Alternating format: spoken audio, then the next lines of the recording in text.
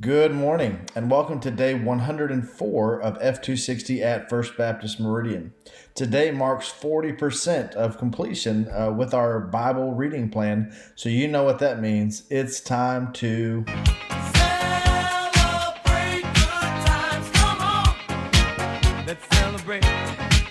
So today we look at 2 Kings chapter 2, and there's a whole lot more to this passage than the practical advice that if you have a prophet of God in your presence and he's balding, you probably should not tease him if there are bears in the vicinity.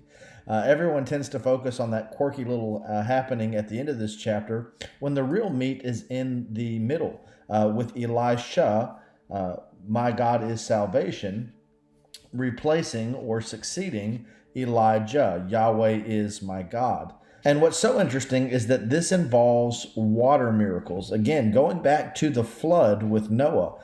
In that instance, water was used to express God's judgment, but after that covenant, or following that covenant, never to destroy the world by flood again, God has used water as a redemptive or covenantal symbol for his people. So when the people are leaving Egypt, the parting of the waters in the Sea of Reeds, Yam Suf, effectively marks their freedom and safe passage out of Egyptian territory. When they're coming into the promised land, remember what happened? God dammed up the Jordan River and the people went through on dry ground. And now Elijah, for reasons that we discussed a few days ago, is passing the mantle of prophecy over to Elisha. And what happens? The waters of the Jordan part to the left and to the right, both when they're going over and when Elisha comes back alone.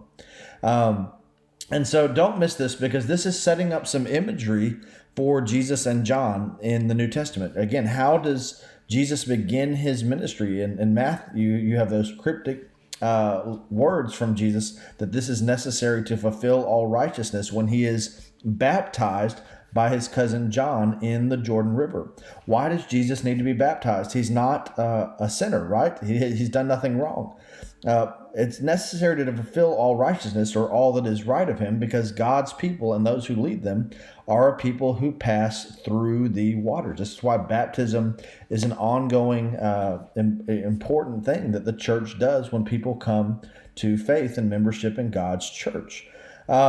So, by the way, with Jesus and John, you have a prophet on the scene who essentially marks the beginning of Jesus's public ministry by, baptizing Jesus in the Jordan River. Jesus becomes the Elisha to John's Elijah. John is later associated with Elijah by Jesus himself, and Jesus has a greater power and a greater significance. And just as John came on the scene to preach a message of repentance, much like Elijah, Yahweh is my God, so Jesus fills an Elisha role. My God is salvation. Jesus embodies the salvation of God. So you could explore that so much.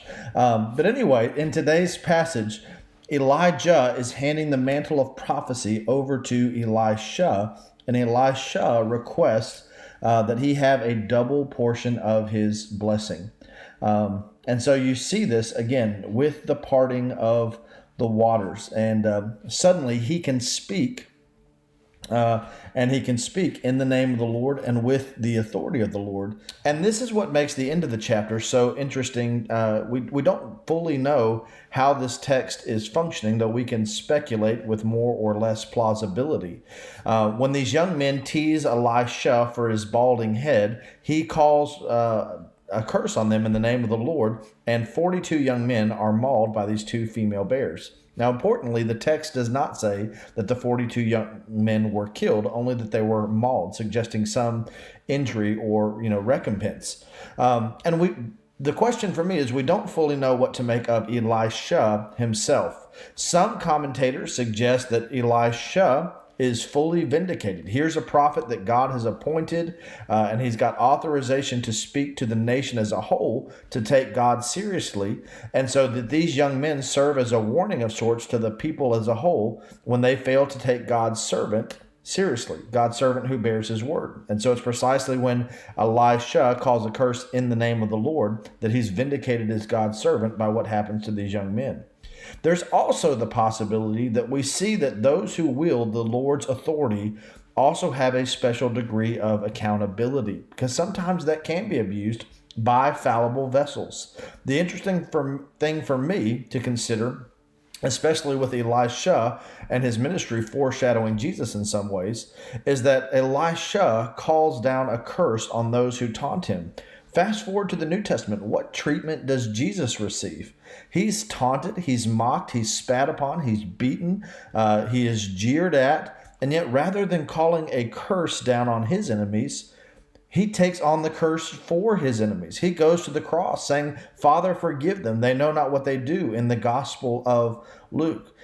So I don't fully 100% know which way we're supposed to take the Elisha action at the end of this chapter. But ultimately, for me, it points to an even greater hope in the one who wields not only the authority of God, but 100% the redeeming, compassionate heart of God. So keep reading, reflecting, and responding, and I'll see you tomorrow. God bless.